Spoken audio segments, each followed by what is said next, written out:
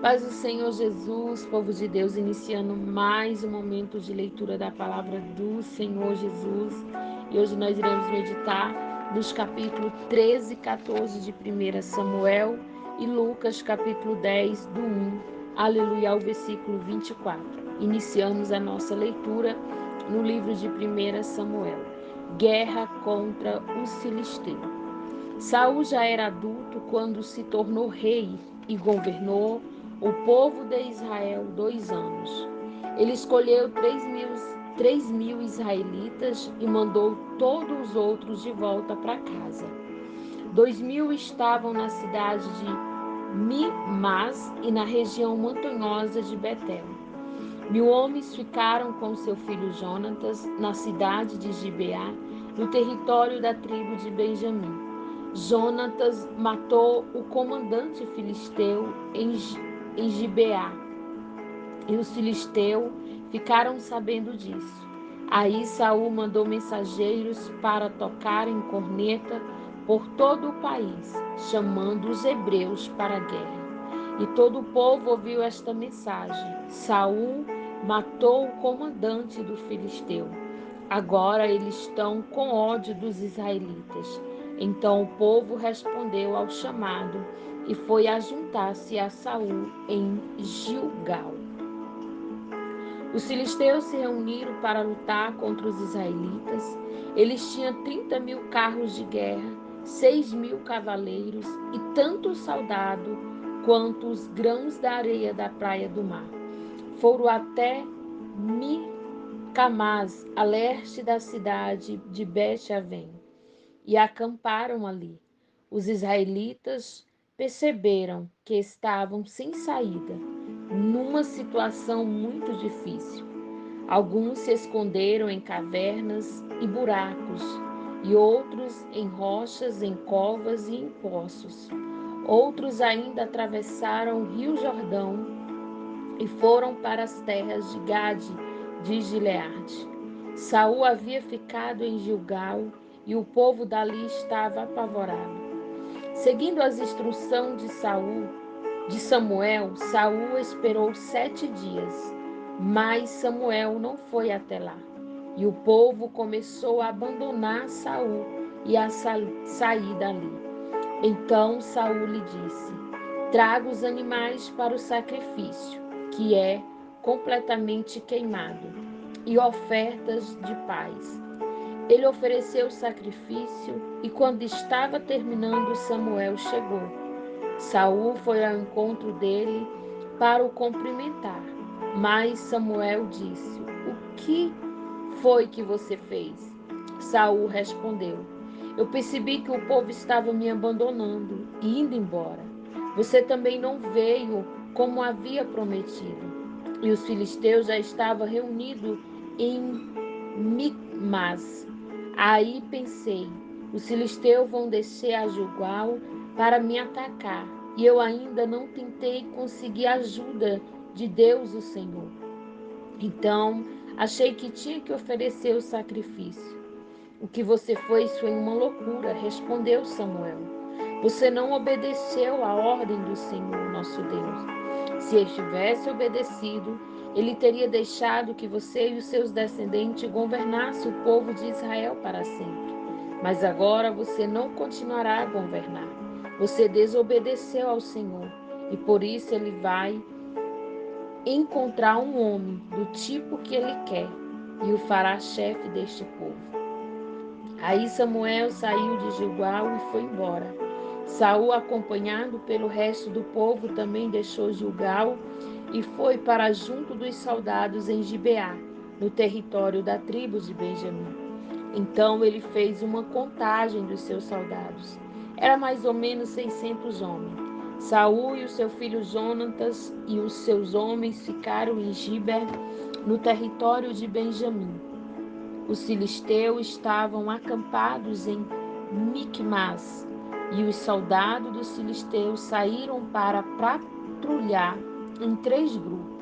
Um grupo foi na direção de Ofra, na terra de Sual, o outro seguiu rumo a Bet-Horon, e o terceiro na direção do monte de onde se avista o vale de Zeboim, o deserto. O filisteu havia proibido os hebreus de fazerem espada e lanças. Por isso não havia nenhum ferreiro na terra de Israel. Assim, quando os arados, as enxadas, os machados e as foices dos israelitas precisavam ser amoladas, ele os levava aos filisteus. Este cobrava caro dos israelitas para afiar machados e ferrões de tocar bois, e mais caro ainda para afiar arados e enxada. Por isso, no dia da batalha, nenhum soldado israelita tinha nem espada e nem lança. Só Saul e o seu filho Jonatas é que tinha. Os filisteus mandaram um grupo de soldados para defender os desfiladeiros de Micmas. A vitória de Jonatas. Um dia Jonatas disse ao rapaz que carregava suas armas: Vamos até o acampamento filisteu, que está do outro lado do desfiadeiro. Mas Jonatas não contou ao pai que ia fazer.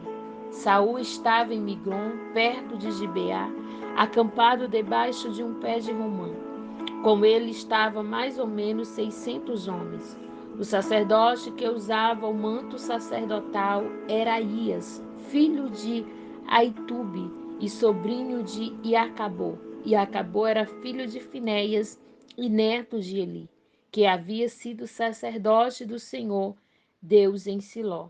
Os homens não sabiam que Jonatas havia saído do acampamento. O desfiladeiro que Jonatas tinha de atravessar para chegar ao acampamento dos filisteus havia duas grandes pedras, uma de cada lado da passagem. Uma era chamada de Bozes e a outra de Sinê.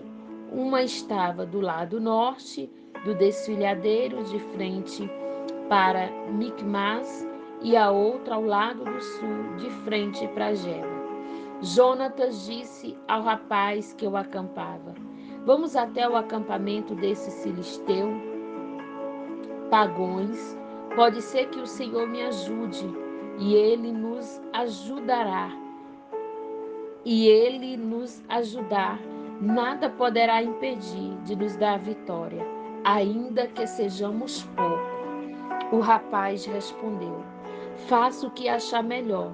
Eu estou com o Senhor. Muito bem, respondeu Jonatas.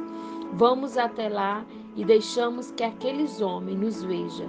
Se eles disserem para ficarmos parados até que chegue perto de nós, nós obedecemos. Mas se disserem para irmos até o lugar onde eles estão, nós iremos.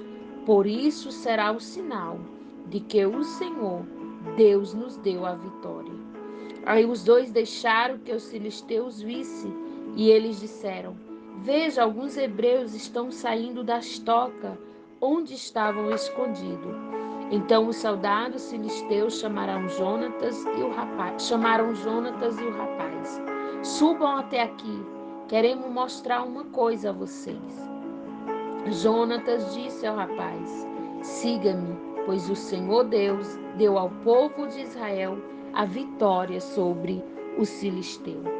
Ele subiu engateando, e o rapaz seguiu Jonatas, e ia atacando e derrubando os filisteus, e o rapaz ia matando.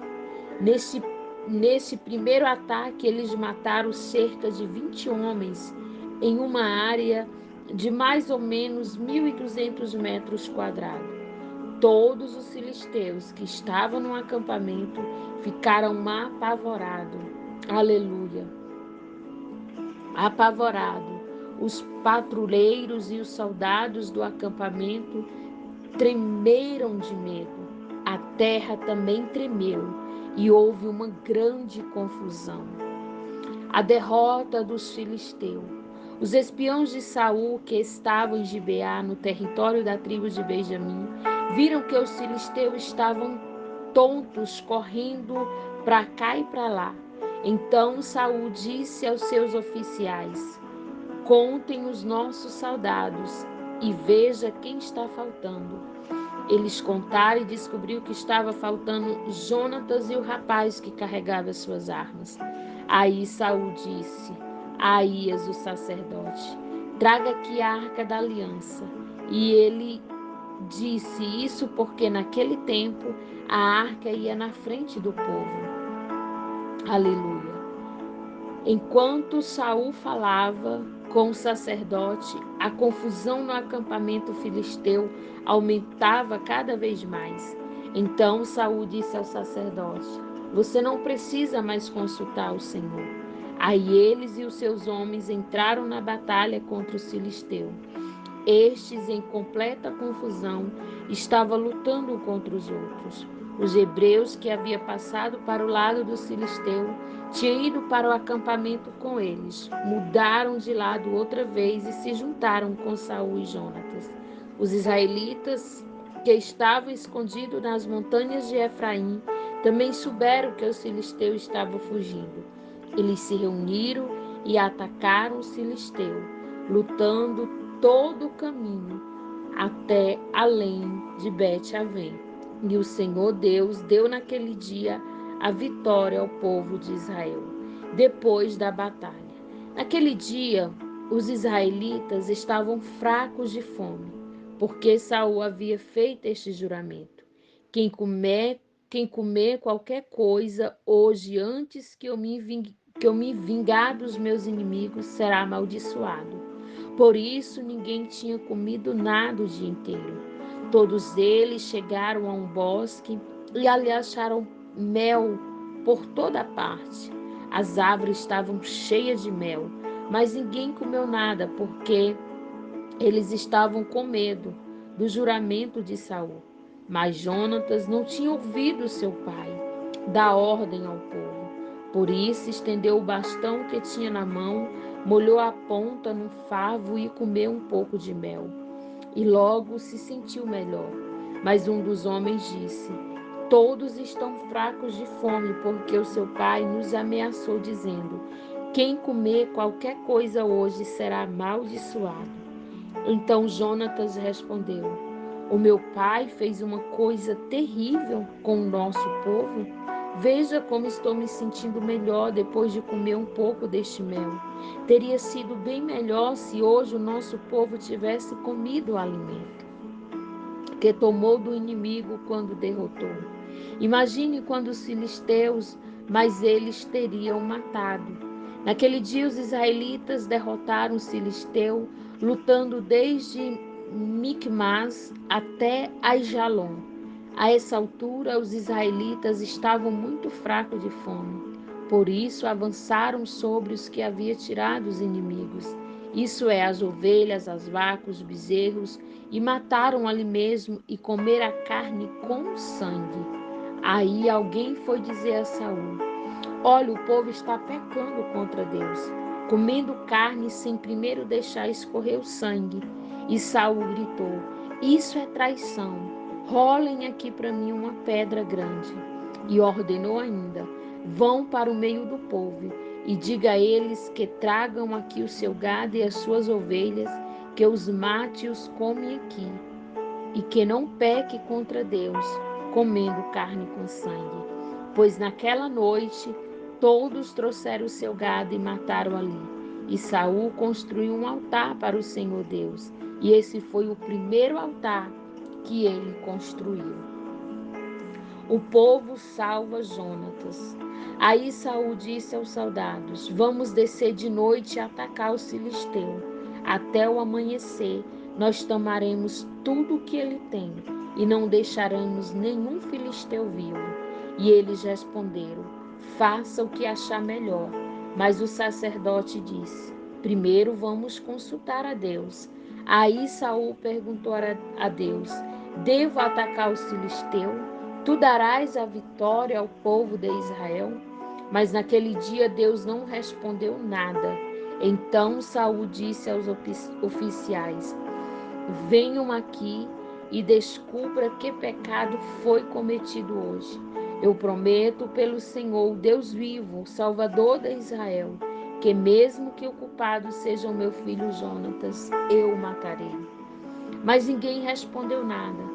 Então Saul ordenou: fique todos de um lado, eu e o meu filho Jonatas ficaremos do outro.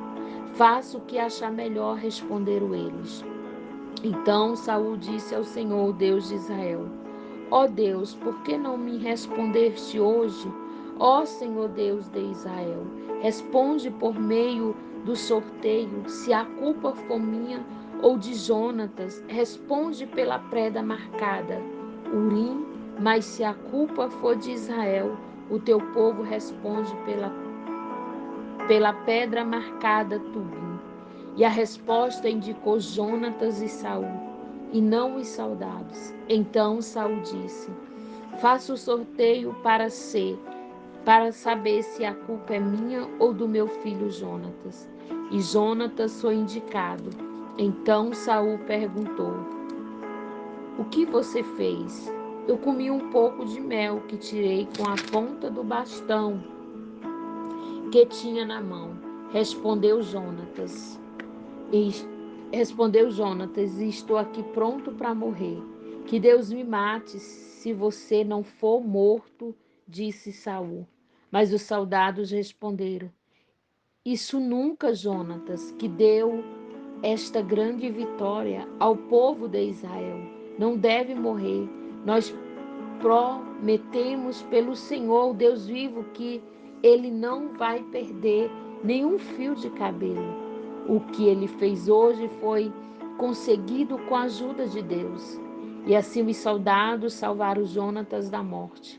Saul parou de perseguir os filisteus e eles voltaram para a sua terra. O reinado e a família de Saul. Depois que se tornou o rei de Israel, Saul lutou contra todos os povos vizinhos que eram seus inimigos, os povos de Moabe, de Amon, de Edom, os reis de Zoba e os filisteus, e em toda parte em que lutava era vitorioso. Saul lutou corajosamente e venceu os amalequitas e defendeu o povo de Israel de todos os ataques. Saul tinha 3 filhos homens, Jonatas, Ilves, Maquizua, a mais nova Mical, e a sua mulher se chamava Ionã, e era filha de Amiás. O comandante do exército de Saul era o seu primo Abner, filho do seu tio Né. Quis, o pai de Saul, e Né, o pai de Abner, era filho de Abiel.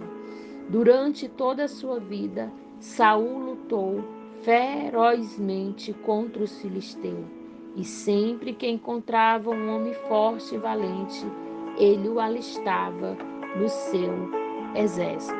Essa foi a nossa leitura de hoje nos capítulos, aleluia, de 1 Samuel 13 e 14.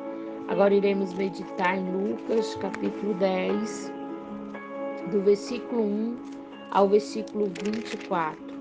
Lucas 10, do versículo 1 ao versículo 24. A missão dos 72. Depois disso, o Senhor escolheu mais 72 dos seus seguidores e os enviou de 2 em 2, a fim de que fossem adiante dele para cada cidade e lugar onde ele tinha de ir. Antes de os enviar, ele disse: a colheita é grande, mas os trabalhadores são poucos. Por isso, peço ao dono da plantação que mande trabalhadores para fazerem a colheita. Vão, eu estou mandando vocês como ovelha para o meio de lobos. Não leve bolsa e nem sacola e nem sandália, e não parem no caminho para cumprimentar ninguém. Quando entrarem numa casa, faça primeiro esta saudação: que a paz esteja nesta casa. Se um homem de paz morar ali, deixe a saudação com ele. Mas se o homem não for de paz, retirem a saudação. Fique na mesma casa, coma e beba o que lhe oferecerem, pois o trabalhador merece o seu salário. Não fique mudando de uma casa para outra. Quando entrarem numa cidade e forem bem recebidos, comam a comida que derem a vocês. Cure os doentes daquela cidade e diga ao povo dali: O reino de Deus chegou até vocês.